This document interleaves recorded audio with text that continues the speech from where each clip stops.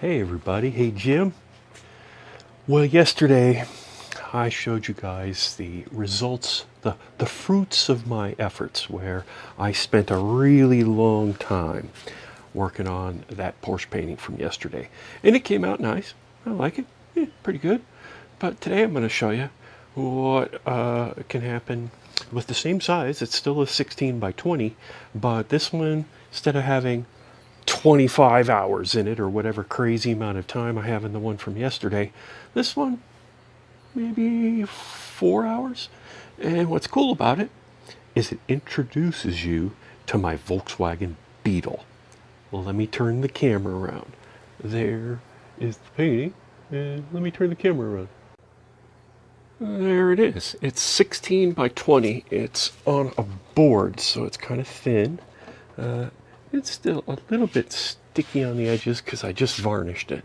It is of a 1969 Volkswagen Beetle that I have sitting just outside of the garage.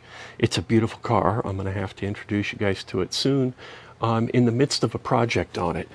It's when I got the car, it had low back seats. Originally, 1969 Volkswagen had high back seats and seat belts that retracted like over your shoulder. And the guy I got it from had taken all that stuff out, and he had put in these crappy non-retracting lap belts and these low back seats that had nice upholstery, but the sponge, it was like sitting on literally a kitchen sponge. When you got in, there was no support. It was just squishy like crazy. You could never find the seat belts, so it made what's already a dangerous car crazy dangerous because you never wore the seat belts. No head restraint because the seats had no... It was terrible. But apparently, for you Volkswagen guys, those low back seats are a thing. The guy I got my car from had taken off the padded dash and all that, trying to make it look like an early car. I put the padded dash back on. I took those terrible low back seats and the terrible Carmen lap belts out, and I put them on the internet and I sold them. And I got $400 for all the parts that I took out of the interior of that car. Well, then I spent $400 buying the interior from a wrecked, I think it was a mid 1990s, might have been an early 1990s Mercedes Benz C32 AMG.